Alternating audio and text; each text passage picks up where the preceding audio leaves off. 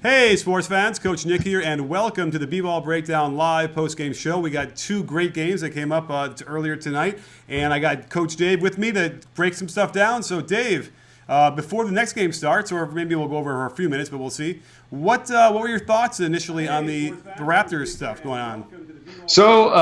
The Bucks really hung in there for a long time. I thought that they were pretty good tonight. Raptors. Ibaka was huge for them. Kyle Lowry hits a huge shot to win the game, basically, to seal it.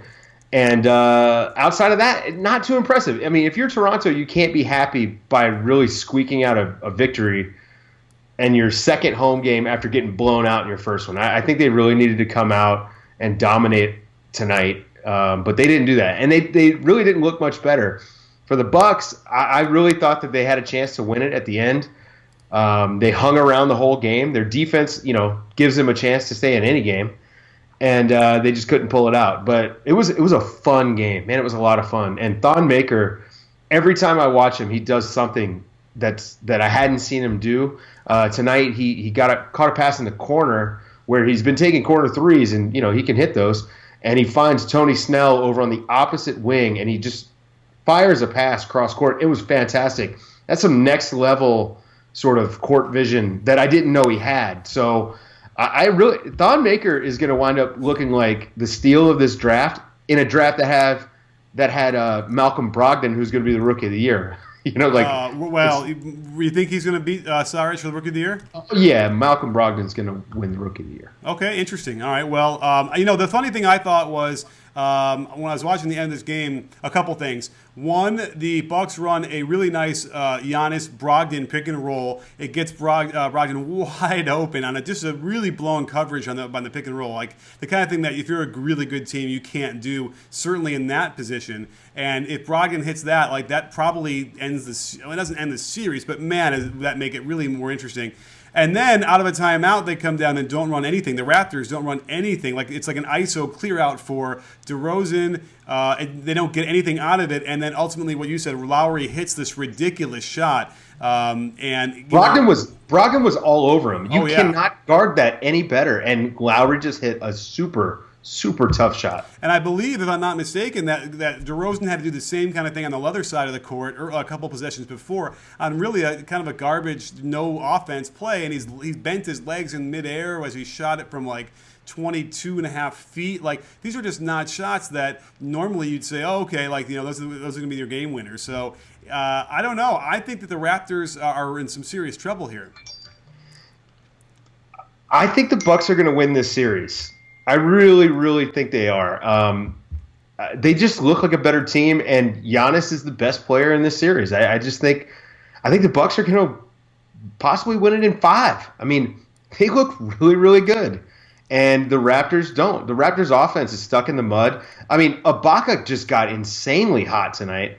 Let me pull up the stats really quick because he had a great game. So Ibaka goes 4 of 7 from behind the arc.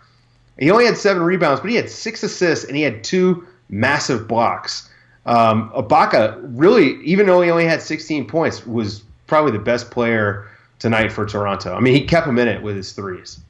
Absolutely, he did. He and his blocks, like he was defending like he used to in OKC, and he hit some serious shots. I think he even had a 2-pointer too. That was a really nice moving to his right pull up shot or whatever, which was like whoa. So I mean, great pickup for them. He's saving the day here. It feels like without Serge, they'd be down 0-2 either way. And again, bold words to say that you think that the Raptors are going to lose this. Now, obviously, the Bucks got what they came for, and they got that split, and so they had the home court advantage. This Game 3 is going to be absolutely crucial in Milwaukee, and I think that the fans are probably going to come and bring it because it's been such a long time since they had a really crucial game. Yeah, and the key to this series, which is insane to even think this, if you just go back to last summer where it was like, how are they going to dump Greg Monroe? Greg Monroe, 18 points after having 14 the other night. He didn't rebound as well, but he didn't have to because Giannis grabbed 15 boards tonight. But anytime they really needed a bucket, Greg Monroe was doing it. Not to mention, great footwork on defense. outstanding, like just effort on defense. He was showing and recovering in a way I didn't realize he was able to do. So Greg Monroe, he may actually now opt out of his contract. Like, he looked so good. I know he's gonna make like $17.5 million if he opts in, but he might be in line for like a 4-year, maybe 14 to 15 a year. And he might opt out now and look for something a little more long term. I mean, he was fantastic. If he can continue to play like this throughout the series, I just don't see how Toronto can win. I do. I agree. I mean, Greg Monroe's been a revelation, so I don't know what they did to get him going like that on the defensive end as well. And also in a similar way as LaMarcus Aldridge is also making plays down there that I hadn't really seen him do for a while or ever maybe in his career. So both these guys are sort of maybe on the hot seat, maybe thinking that they're going to be blamed for any problems their team might have, and they're like trying to rectify that. It's great to see. And Greg Monroe is he's a great teammate. He's a hard worker. He's a really good guy. Like, I'm not surprised, but it certainly is a nice revelation to see him making these plays. And so, who knows? The Bucks, they're going to try and keep him, right?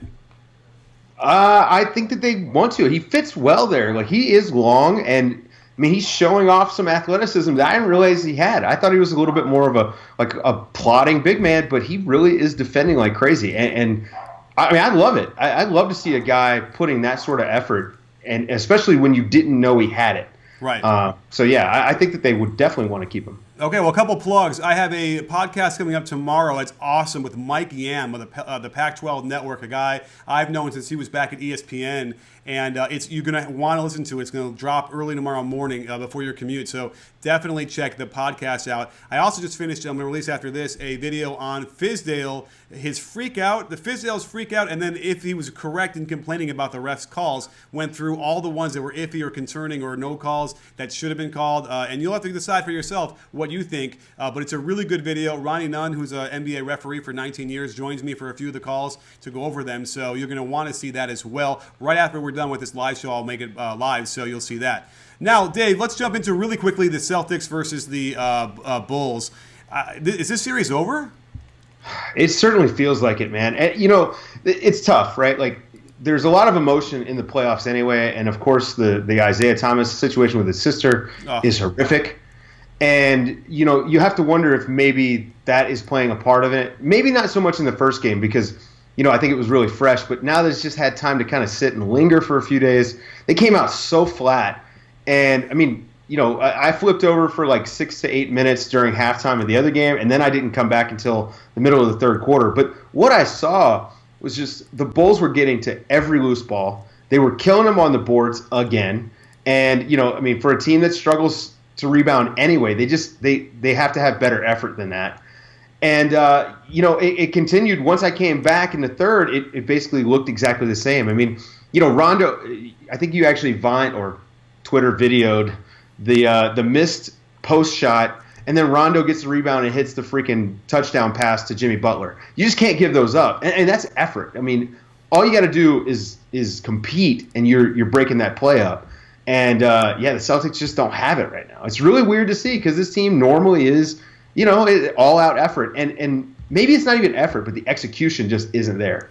Well, I kept saying on Twitter that like the basketball gods were behind the Bulls. I mean, Robin Lopez is hitting jumpers, multiple jumpers. Dwayne Wade starts bombing from three as well. It was like a snake bit situation where they couldn't get the Bulls out of any kind of comfort zone. And I think that's the key here. I mean, the Celtics have energy and they're moving and they're trying, but they can't get the Bulls to be uncomfortable at all. And they also are still struggling to score when they needed to be. I know that even when they were kind of getting some really good plays to get the ball in the bucket, they were still kind of like just ultimate effort plays that you can't really rely on. You got to be able to have an offense that will ultimately generate some easy shots and some comfortable shots, and that's what the Bulls were doing. I don't know that I don't think we had one other time where an 8 seed was up 2-0 and not just splitting it. And I don't know. 93 Suns. Yeah, and now who won that series? I didn't even hear that whole thing.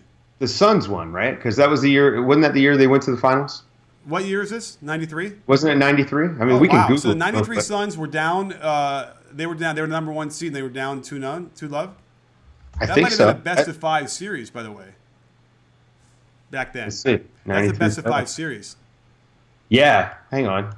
I'm Googling it right now, so you can fill time. Okay. Yeah, I'll tell you about when I was at the Bulls games in Chicago, and then I remember after a game, it was 2-3-2 back then. So, and I think the Suns had the home court advantage, maybe. So it was after like game 5, and Marley hit like 6 threes, and it was out of the bars afterwards where we were, and like we were all trying to heckle him, and he was just kind of holding up 6 or 7, like whatever, however many threes he hit, he was taunting us.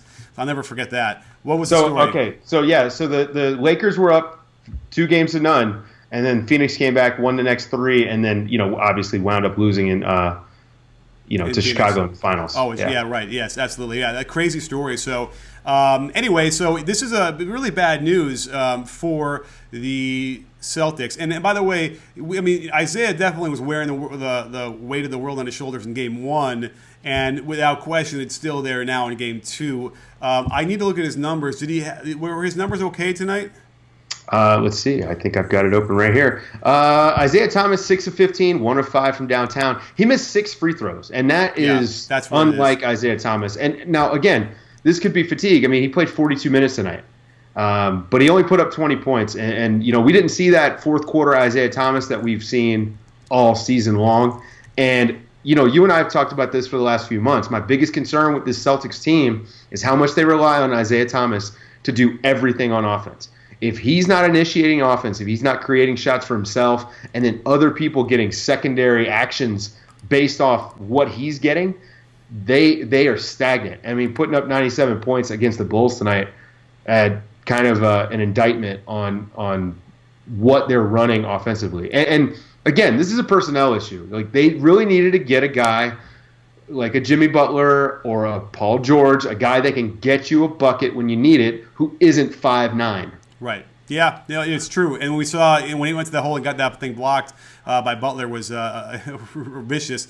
Now, let's go to some questions on Periscope. What do you say, Dave? I saw a really good one. Sounds good. Somebody wanted to know about Paul George's comments about his teammates. For me, really quickly, he was right as far as he should be taking the last shot, but he also made the right play, and they got a good shot. And so I don't think that was anything he should have been going to the media about and talking about how they should have gotten the ball back. He made the right play. He cut to get back open. What are you going to do? They got a decent look. What do you think? Yeah, my bigger problem was actually after Game 2 when he calls out Lance Stevenson about body language and stuff, and we're getting to the point where Paul George's kind of been doing this all season, sniping a little bit at teammates and calling people out in the media. And that's not going to win you any friends in the locker room. And, I mean, unless this is just him trying to just express his displeasure, so he hopes he gets traded this summer. I just don't know. But calling out your teammates is never a good look. Leave that stuff in the locker room. Don't do it at the freaking podium at the end of the game.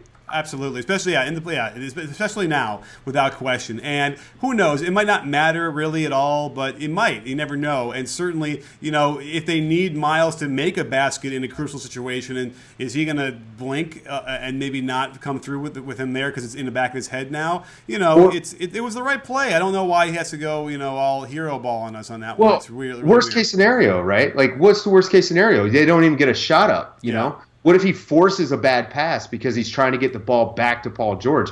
And so you just don't – you want guys to play within the flow of the offense and take what the play gets you. And now, like you and I have talked about, maybe he could have gotten Paul George on the backdoor cut, but he didn't. And he still got a good look, and he can shoot. It's not like it was Marcus Smart out there taking that jump shot. Right, or Rolo. I mean, by the way, he didn't make a backdoor cut. He cut way out wide toward the half-court line, sideline. So if he passes it back there, they're going to start all over again the attack, and they're much less advantageous position. So I'm all for what he did, and that's if he makes that shot, Paul George is going to look like a genius, right? So what we got out? What's the next question? You have one from Periscope? Did you grab? I don't know, but we'll take one. Okay. Rebound. Someone asked if I think Jimmy Butler gets them any closer to a title, and the answer is I don't know, because we don't know what the Celtics look like with a guy like Jimmy Butler. Right. All right, we got a question from N Pena 14. What do we think about Brad Stevens' coaching performance so far? And you know what I'll say? He's 2-10 in the playoffs. Yeah. Now a lot of this is roster construction, so it's hard to blame it. But Fred Hoiberg now has as many playoff wins as Brad Stevens.